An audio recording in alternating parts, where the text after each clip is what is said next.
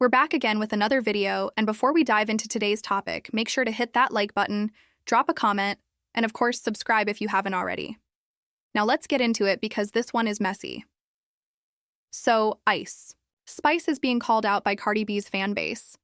They're saying she was copying Cardi B at the Video Music Awards after stepping out in a dress similar to one Cardi had worn the year before. Fans didn't hold back. One even quoted Cardi's own lyric, "cheap and expensive," trying to stir the pot. And let's not forget, Cardi herself once bragged in Imaginary Players about how she always outdresses the girls when it comes to fashion. She's been on the cover of Vogue and has openly claimed that other women in rap look up to her as an inspiration. But here's where opinions split. Personally, I don't think Ice Spice was trying to copy Cardi. Her style stands on its own, and I don't see her intentionally mimicking Cardi B. Honestly, most female rappers aren't out here trying to look like Cardi. If anything, people debate her looks the most. When we talk about Face Card, Ice Spice, Saweetie, Nicki, JT, and even Scratch Off usually get praised. But when it comes to Cardi B and Gorilla Glue, fans online often drag them saying their looks don't compare. So this whole everyone is copying Cardi thing feels like something Cardi or her fans cooked up, not reality. Now, part of this drama actually goes back to last year. Remember when Cardi B baited Ice Spice into posting that photo during their little social media back and forth? That moment gave Cardi's fans an excuse to keep dragging Ice Spice. And now, whenever Ice Spice does anything, they twist it into, she's copying Cardi. If Ice Spice had ignored her back then, she probably wouldn't be stuck in this cycle of drama today. Speaking of Cardi, she made an appearance at the VMA after party, even though she skipped the actual award show. And here's what had everyone talking. Her outfit showed off her stomach, and fans swear they spotted a bump. Whether people want to admit it or not, it really does look like she might be pregnant. Cardi hasn't confirmed anything, but it's obvious she's avoiding the conversation. Maybe it's because of her divorce, or maybe she just doesn't want the internet asking nonstop about who the father is. The timing doesn't help either, especially since people already bring up her situation with Stefan. Here's the thing, though. Whether she announces it now or months from now, people are still going to react the same way. If anything, waiting might just make the gossip worse. Because let's be real, when the truth comes out, the internet is going to drag her, regardless. Big Doja Cat, not the little one, is getting her flowers, literally and figuratively. She was just crowned Best Dressed by Vogue for the statement-making outfit she pulled off at the Video Music Awards.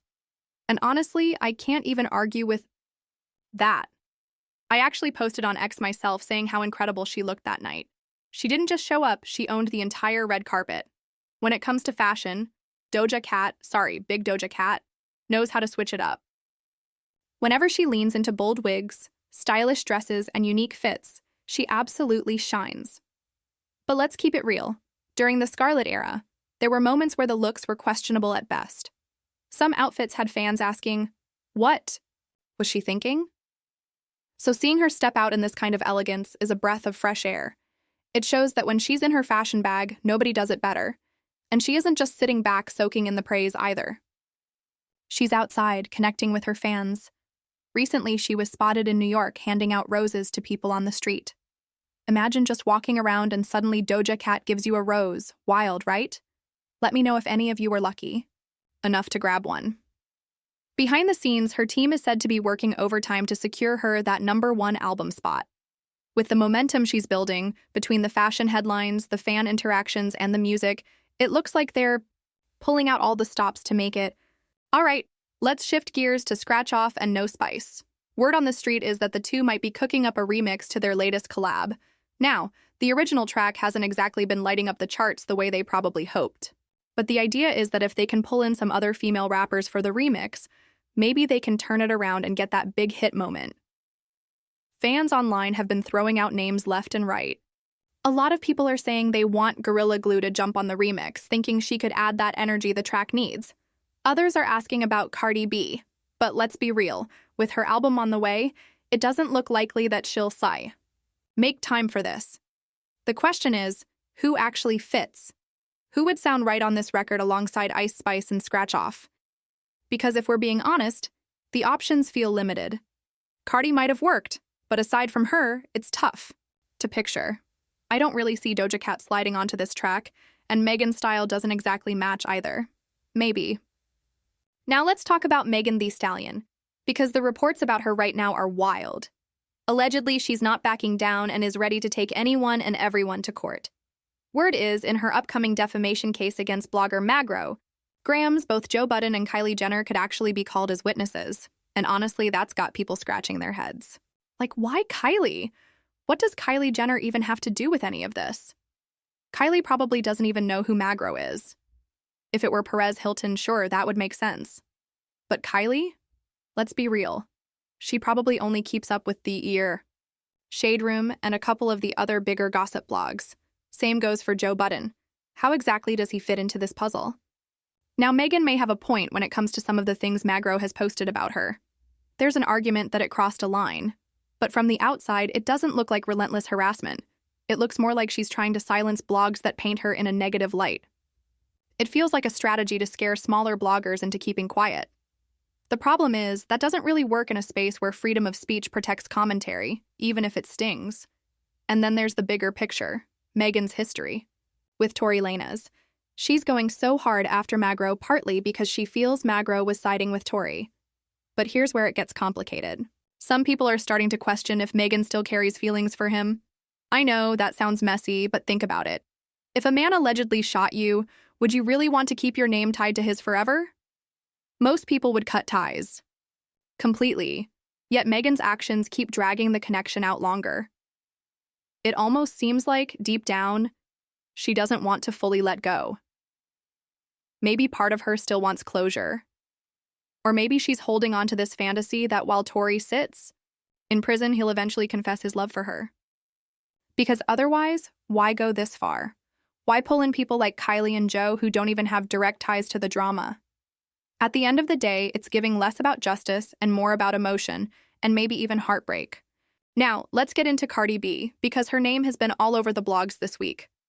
Reports are flying that her upcoming album, allegedly titled Am I Ugly, has already racked up around 100,000 in pre-sales. At least that's what her fans are claiming online. They're saying she's already somewhere between 60K and 100K sold before the official drop, which is a huge number to be throwing around. But that's not all. Cardi's supporters are going even further, predicting that her first week sales will land anywhere between 250,000 and 295,000. And yes, that would mean surpassing Pink Friday too. According to the fan base, the numbers are being fueled by all the boxed merch bundles and multiple CD versions she's been selling. And let's not forget, she even hit the streets recently, literally, handing them out and promoting like crazy, which had the internet talking nonstop. Some people praised her hustle, others clowned her for begging like a homeless person, but either way, it got attention. Now here's where things get interesting. I don't really know where fans are pulling these exact figures from, because weren't those box sets supposed to be limited? Like, you can't just sell 50,000 of a limited item. But to be fair, Cardi has dropped several different versions. 7, if I'm counting correctly. And when you put out that many options, it's pretty clear she's aiming to push her numbers past Nicki's Pink Friday 2. The catch? Her last 2 singles didn't exactly perform the way a star of her caliber would hope. Both of them underwhelmed, which is why these predictions feel ambitious, to say the least. So the real question is, will Cardi actually move 100K in pre-sales and then cross that 250K mark first week? Or is this just her fan base hyping her up online? Some people are already joking that, all right, let's switch gears and talk about Off the Cheat, because the internet is dragging him once again. He's catching heat, people jokingly saying he deserves 50,000 lashes after trolling Stefon Diddy online. Now, the NFL season just kicked off, and Stefon's team, the Patriots, didn't exactly deliver the strongest performance. That's when Off the Cheat decided to post a picture of himself with the caption, "Trash." Fans immediately took that as shade aimed directly at Stefon. Here's the thing with Offset. At some point, you've got to let it go. Cardi B is out here pregnant with Stefon's baby, so why are you still throwing shots? It makes no sense. If anything, the trolling just makes Offset look pressed. He had his chance to be solid in that relationship, but instead, he cheated constantly. And trust me, I'm no Cardi B superfan, but even I can admit, if he had treated her right, we wouldn't even be here. To keep it real, it doesn't even seem like Offset ever truly wanted Cardi in the first place. While he was with her, he was allegedly running around with other women left and right. Names like Prince Sean, Ari Fletcher, women from the bottle-throwing drama, random Instagram models, the list goes on. There were even rumors that he fathered a child with another woman just last year. So now, to turn around and throw jabs at Stefan, it comes off as bitter and childish. If you didn't protect your own marriage and you messed it up yourself, then why keep dragging other people into your mess? The best move for him at this point would be to step back, focus on his own career, and actually move on. Now, let's get into the latest festival talk because the names being floated around for Coachella 2025 are insane. Reports say the lineup being considered includes none other than the king of hip-hop himself, Kendrick Lamar, plus the so-called princess of pop, Sabrina Carpenter. On top of that, Dua Lipa, yeah, some are calling her Katy Perry's replacement. And then we've got Carol G, who's often compared to Shakira. If this is true, this is shaping up to be one of the biggest Coachellas in years. But let's keep it real for a second. Kendrick on that stage? Automatic sellout. Sabrina? With her current momentum, she's going to pull a massive crowd too. Carol G? She's international. Her fans are loyal, and she brings that global energy. Now Dua Lipa? Listen, no shade, but some people feel like her wave has cooled off. Maybe she doesn't need to be headlining right now. Personally, I'd love to see them swap her out and give Doja Cat another slot, because Doja Cat has been owning the stage lately. Either way, even without Dua, that lineup is fire. But speaking of the princess of pop, Sabrina Carpenter is having a huge moment right now. Her new album, A Man's Best Friend, just gave her the biggest opening week of her entire career in the US, selling a massive 366,000 units. That actually edges out her last project, Short and Sweet, which debuted with 362,000 in its first week. That's growth, plain and simple. And here's the funny part. So many of y'all were clowning Sabrina just last week when the album dropped. I saw the comments, I saw the hate, people saying the songs were mid, calling it trash. But now that the numbers are out, suddenly everybody wants to celebrate her. Nah, keep that same energy. Over here, we've been supporting the princess of pop. I even rated the album a 7 or 8 out of 10 when I first listened, and there are still a few tracks I've got on repeat. Now I'm not blind. Yeah, some of those sales do look like they had a little industry push, maybe even a touch of payola behind the scenes. But whether boosted or not, the success is undeniable, and the talent is there. Sabrina's building her lane, and she's here to stay. So what do y'all think? If Kendrick, Sabrina, Dua, and Carol G headline Coachella, are you buying tickets? Or do you think the lineup needs a last-minute switch-up? All right, fam, we've covered a lot today, from Cardi B's album drama to Sabrina's big win, and even the Coachella lineup rumors. But now I want to hear from you. Whose side are you on, and which headline shocked you the most? Drop your thoughts in the comments because the conversation does not stop here. And don't forget, hit that like button, subscribe, and turn on notifications so you never miss the tea. Until next time, stay tuned, stay locked in, and I'll catch you in the next one.